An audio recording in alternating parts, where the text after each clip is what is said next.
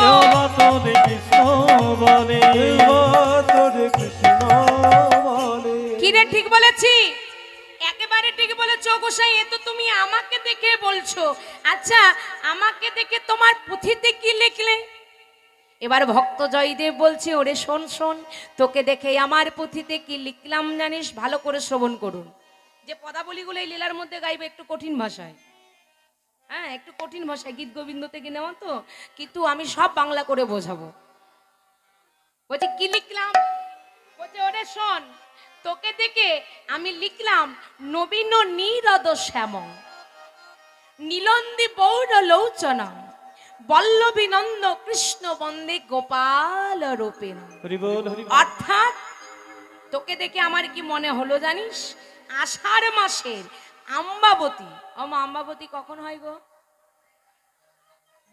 হ্যাঁ, আষাঢ়ের 7 তারিখ, শুধু 7 তারিখ।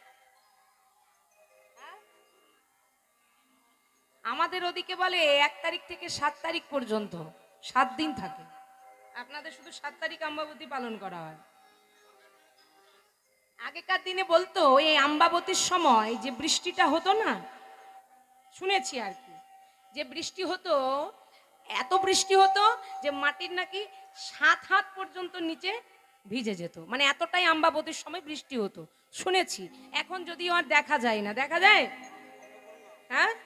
তাহলে কি বলছে? তোকে দেখে মনে হলো আষাঢ় মাসের আম্বাবতীর সময় যে মেঘের রং, চিন্তা করুন, তোকে দেখে মনে হচ্ছে আষাঢ় মাসের আম্বাবতীর যে মেঘের রং, সেই মেঘের যে রং তার মতো তোর অঙ্গবর্ণ।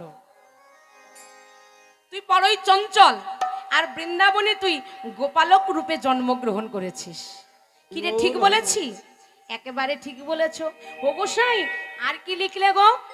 বলছে ওরে শোন শোন, তোকে দেখে আর কি লিখলাম জানিস? তোকে দেখে কি লিখলাম?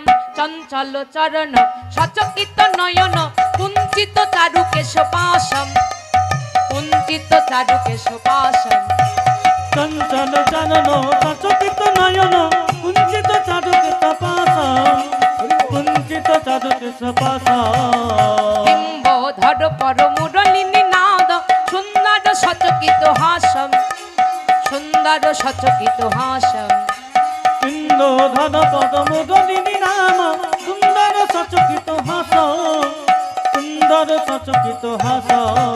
অর্থাৎ তুই বড়ই চঞ্চল, তোর নয়ন স্থির নয়, কুঞ্চিত তোর কেশ। কুঞ্চিত মানে?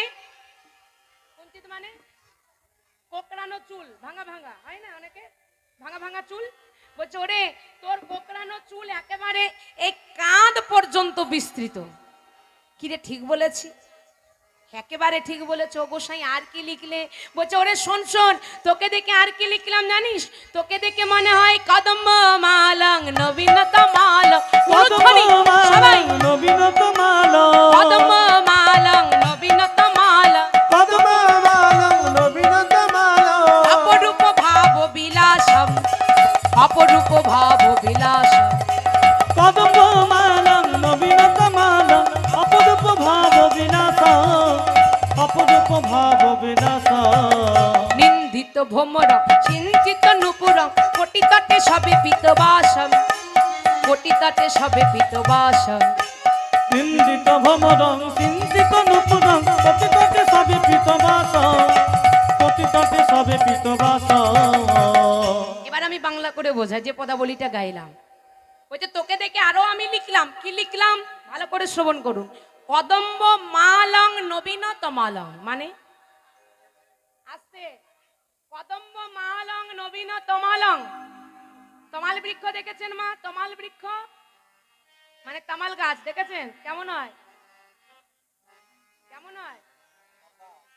হ্যাঁ কেমন হয় গো তমাল গাছ? জানেন না? হ্যাঁ কেমন? অনেক বড় হয়। এটা উত্তর। হরি বল হরি বল। হ্যাঁ তামাল গাছ। এই বৃক্ষকে একজন খুব ভালোবাসতো। কে? আমাদের রাধারানী তমাল বৃক্ষ হচ্ছে কালো কালো, তমাল কালো, কৃষ্ণ কালো, তাই রাধারানী এই তমালকে বড় ভালোবাসতো। হরি বল হরি বল।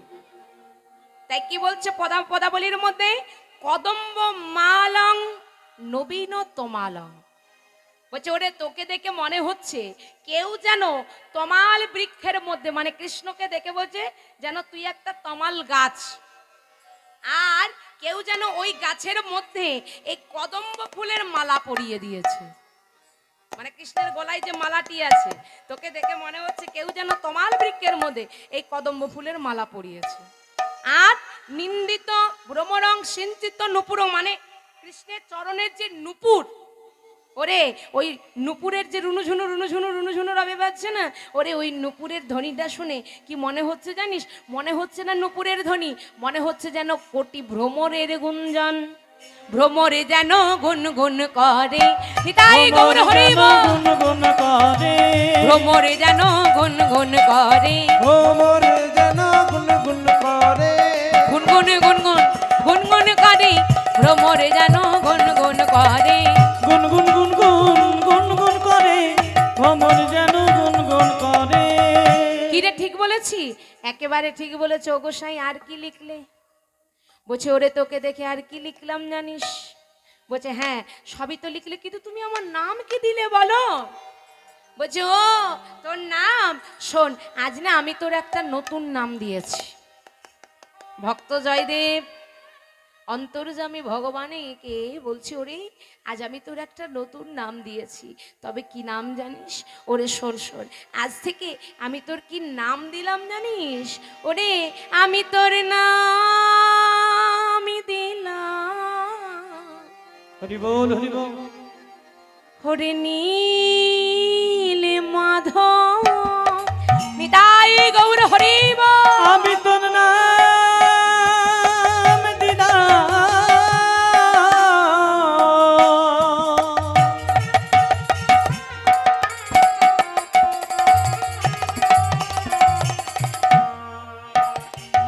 ওরে নীল মাধব। আমি তোর নাম দিলাম, ওরে নীল মাধব। আমি তোর নাম দিলাম,